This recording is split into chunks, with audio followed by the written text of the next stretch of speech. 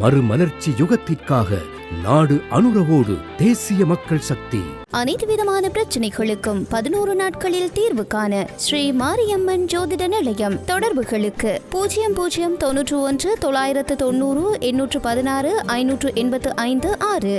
வணக்கம், இது ஐபிசி தமிழின் இன்றைய முக்கிய செய்திகள். முதலில் தலைப்புச் செய்திகள். தமிழ்நாட்டு கடத்தொழிலாளர்களை பாதுகாக்க களத்தில் இறங்கவுள்ள அரசியல் கட்சி. ரணிலின் பாதையில் செல்ல முயற்சிக்கும் அனுர. ஐக்கிய மக்கள் சக்தியின் சிரேஷ்ட உறுப்பினர்கள் அதிருப்தியில். அதிகரிக்கும் தேர்தல் சட்ட மீறல்கள். தேர்தல் ஆணையகம் வெளியிட்டுள்ள அறிவிப்பு. நாமல் ராஜபக்சவிற்கு பாதுகாப்பு அச்சுறுத்தல். ஜனாதிபதி தேர்தலில் ரணில் வெற்றி பெறுவார். வீடு வீடாக சென்று பிரச்சாரம் செய்பவர்களின் எண்ணிக்கையில் கட்டுப்பாடு. தொடர்பென விரிவான செய்திகள். தமிழ்நாட்டு கடத்தொழிலாளர்களின் வாழ்வாதாரத்தை மத்திய அரசு உறுதி செய்ய வேண்டும் என இந்திய கம்யூனிஸ்ட் கட்சியின் தமிழ்நாடு மாநில செயற்குழு வலியுறுத்தியுள்ளது. இது தொடர்பில் தமது கட்சி நேரடி நடவடிக்கைகளை மேற்கொள்ளும் என்று இந்திய கம்யூனிஸ்ட் கட்சியின் மாநில செயலாளர் முத்தரசன் தெரிவித்துள்ளார். கடத்தொழிலாளருக்கு செல்லும் கடத்தொழிலாளர்கள் கடந்த சில ஆண்டுகளாக இலங்கை கடற்படையினரால் கைது செய்யப்படுவதும் அவர்களது படகுகள், மீன்பிடி வலைகள், மீன்பிடிக்கப்பட்ட மீன்கள் மற்றும் அத்தியாவசிய தொழில் கருவிகள் ஆகியவற்றை பறிமுதல் செய்யப்படுவதும் தொடர்கின்றது. இது தமிழக கடத்தொழிலாளர்களின் கடலில் இறங்கும் உரிமையை மறுக்கும் அட்டூழியமாக தீவிரமாகி வருகின்றது. இந்த நிலையில் தமிழ்நாட்டு கடத்தொழிலாளர்கள் மீது இலங்கை கடற்படையினர் தொடர்ந்து நடத்தி வரும் தாக்குதலை ஒன்றிய அரசு தலையிட்டு தடுக்க வேண்டும் என கடத்தொழில் அமைப்புகளும் அரசியல் கட்சிகளும் ஒன்றிய அரசை வலியுறுத்தி வருகின்றன. தமிழ்நாடு அரசும் முதலமைச்சரும் கடத்தொழில் உரிமையை பாதுகாக்க வேண்டும் என்று கோரி ஒன்றிய அரசுக்கும் பிரதமர், வெளியுறவு அமைச்சர் உள்ளிட்டோருக்கும் கடிதம் வழியாக வேண்டுகோள் விடுத்து வருகின்றன. ஆனால் இலங்கை கடற்படையின் தொடர் தாக்குதலை வாய்மூடி மௌனியாக இருந்து வேடிக்கை பார்த்து வருவது நாட்டின் இறையாண்மை கொள்கைக்கு இழைக்கப்படும் அநீதியாகும். எனவே இனியும் தமிழ்நாட்டு மக்கள் அமைதி காக்க முடியாது என்கின்ற கொந்தளிப்பான நிலை உருவாகி வருகின்றது. இதனையடுத்து ஜனநாயக சக்திகளையும் ஒத்த கருத்துடைய அமைப்புகளையும் அணிதிரட்டி கட்சி நேரடி நடவடிக்கைகளை மேற்கொள்ளும் என்று கம்யூனிஸ்ட் கட்சியின் தமிழ்நாட்டு மாநில செயலாளர் முத்தரசன் எச்சரித்துள்ளார். ஜனாதிபதி ரணில் விக்ரமசிங்கவின் பாதையில் செல்வதற்கு தேசிய மக்கள் சக்தியின் தலைவர் அனுரகுமார திசாநாயக்க முயற்சிப்பதாக குற்றம் சுமத்தப்பட்டுள்ளது. மக்கள் போராட்ட இயக்கத்தின் நிறைவேற்றுக்குழு உறுப்பினர் வசந்த முதலிகே இந்த குற்றச்சாட்டை சுமத்தியுள்ளார்.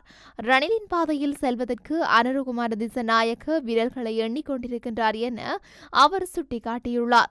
அனுரகுமார திசாநாயக்க உள்ளிட்ட தேசிய மக்கள் சக்தி திருடர்களை பிடிப்போம் என்ற பிரதான கோஷத்துடன் ஆட்சியை கைப்பற்ற முயற்சிக்கின்றது என அவர் தெரிவித்துள்ளார். எனினும் அவர்களது கொள்கைகள் என்ன என்பது குறித்து மக்கள் தீவிரமாக யோசனை செய்ய வேண்டும் என வசந்த முதலிகே குறிப்பிட்டுள்ளார். மக்கள் போராட்ட இயக்கத்தின் ஜனாதிபதி தேர்தல் பிரச்சார கூட்டம் ஒன்றில் பங்கேற்று உரையாற்றிய போது வசந்த முதலிகே இந்த விடயத்தை கூறியுள்ளார். காலி முகத்திடல் அறக்கலைய போராட்டத்தின் முக்கிய செயற்பாட்டாளர்களில் ஒருவரான வசந்த முதலிகே அனைத்து பல்கலைக்கழக மாணவர் ஒன்றியத்தின் முன்னாள் அழைப்பாளர் என்பது குறிப்பிடத்தக்கது. ஐக்கிய மக்கள் சக்தியின் சிரேஷ்ட உறுப்பினர்கள் அதிருப்தியில் இருப்பதாக அக்கட்சியின் முன்னாள் நாடாளுமன்ற உறுப்பினர் தலதா அத்துருகேரள தெரிவித்துள்ளார். தமக்கு பல்வேறு வழிகளில் அநீதிகள் இழைக்கப்பட்டதாக அவர் குற்றம் சுமத்தியுள்ளார். இணைய ஊடகம் ஒன்றுக்கு வழங்கிய நேர்காணலில் அவர் இந்த விடயத்தை சுட்டிக்காட்டியுள்ளார். கட்சியின் சிரேஷ்ட உறுப்பினர்கள் பலர் இவ்வாறு நெருக்கடிகளை எதிர்நோக்க நேரிட்டதாக தெரிவித்துள்ளார். கட்சியின் தலைவர் தங்களது கருத்துக்களுக்கு எந்த வகையிலும் செவிமடிப்பதில்லை. இதனால் தாம் கடும் அதிருப்தியடைந்ததாக தெரிவித்துள்ளார். ஐக்கிய தேசிய கட்சியின் பொதுச் செயலாளர் பதவியை பெண் என்ற ரீதியில் ஏற்றுக்கொள்ள தயார் என தலதா ஆத்துருகேரள தெரிவித்துள்ளார். ஏற்பட்ட தவறுகளை திருத்திக் கொள்ள நடவடிக்கை எடுப்பதாகவும் நாட்டின் பிரச்சினைகளுக்கு ஒரே தீர்வு ஜனாதிபதி ரணில் விக்ரமசிங்க மட்டுமே எனவும் அவர் சுட்டிக்காட்டியுள்ளார். ஜனாதிபதி தேர்தல் தொடர்பான முறைப்பாடுகளின் எண்ணிக்கை 2863 அதிகரித்துள்ளதாக தேர்தல் ஆணையகம் அறிவித்துள்ளது. கடந்த ஜூலை 31 முதல் நேற்று முன்தினம் வரை இந்த முறைப்பாடுகள் கிடைக்கப்பெற்றுள்ளதாக குறிப்பிடப்பட்டுள்ளது. இவற்றில் தேர்தல் சட்ட மீறல்கள் தொடர்பாக 2775 முறைப்பாடுகள் கிடைக்கப்பெற்றுள்ளதாக தெரிவிக்கப்பட்டுள்ளது. இதேவேளை தேசிய தேர்தல் முறைப்பாட்டு முகாமைத்துவ நிலையத்திற்கு 1041 முறைப்பாடுகளும், மாவட்ட தேர்தல் முறைப்பாடு முகாமைத்துவ நிலையத்திற்கு கூட்டத்திற்கு 1822 முறைப்பாடுகளும் கிடைத்துள்ளதாக ஆணைக்குழு தெரிவித்துள்ளது. மேலும் அதிகரித்து வரும் தேர்தல் முறைப்பாடுகளில் 12,113 முறைப்பாடுகளுக்கு தீர்வு காணப்பட்டு 750 முறைப்பாடுகள் பரிசீலிக்கப்பட்டு வருகின்றன எனவும் அறிவிக்கப்பட்டுள்ளது. ஜனாதிபதி வேட்பாளர் நாமல் ராஜபக்சவிற்கு பாதுகாப்பு அச்சுறுத்தல் ஏற்பட்டுள்ளதாக ஸ்ரீலங்கா பொதுஜன முன்னணி தெரிவித்துள்ளது. நாமல் ராஜபக்சவின் பாதுகாப்பினை பலப்படுத்துமாறு புலனாய்வு பிரிவினர் அறிவித்துள்ளதாக கட்சி குறிப்பிட்டுள்ளது.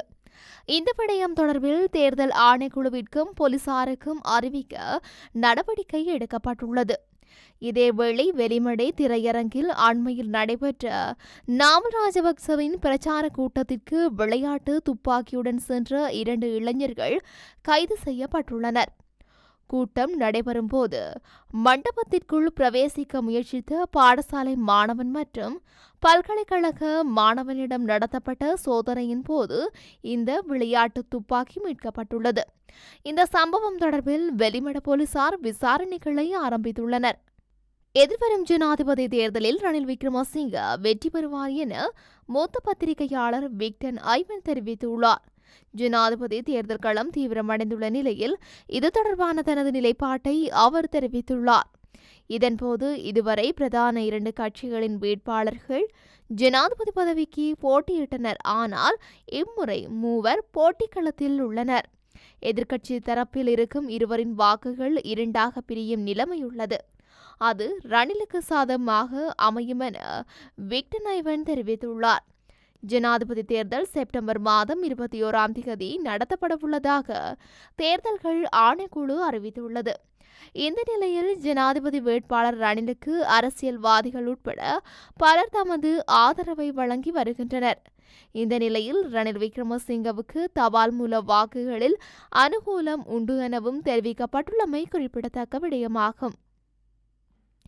ஜனாதிபதி வேட்பாளர்களை ஊக்குவிப்பதற்காக வீடு வீடாக பிரச்சாரத்தில் ஈடுபடுவதற்கு குறிப்பிட்ட எண்ணிக்கையிலானவர்களுக்கு மாத்திரமே அனுமதி வழங்கப்பட்டுள்ளதாக இலங்கை தேர்தல் ஆணைக்குழுவின் தலைவர் ஆர்எம்எல் ரத்நாயக்க வலியுறுத்தியுள்ளார்.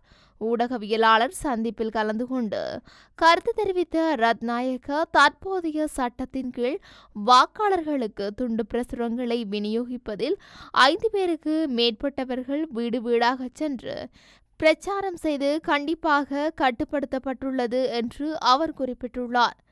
அத்துடன் வீடு வீடாக சென்று பிரச்சாரத்தின் போது அரசியல் அணிவகுப்புகளை நடத்துவது பொதுவாக சட்ட வழிகாட்டுதல்களுக்கு உட்பட்டு தடை செய்யப்பட்டுள்ளது என்று அவர் மேலும் தெளிவுபடுத்தினார். தேர்தலில் போட்டியிடும் வேட்பாளர்களின் வாகனங்களுக்கு மாத்திரம் விளம்பர சுவரொட்டிகளை காட்சிப்படுத்த அதிகாரம் உண்டு என்றும் அவர் குறிப்பிட்டுள்ளார். இத்துடன் இன்றைய முக்கிய செய்திகள் நிறைவடைகின்றன. தொடர்ந்தும் செய்திகளை அறிந்து கொள்ள ஐபிசி தமிழ் நியூஸ் என்ற எமது யூடியூப் பக்கத்தினூடாக இணைந்திருங்கள். நன்றி.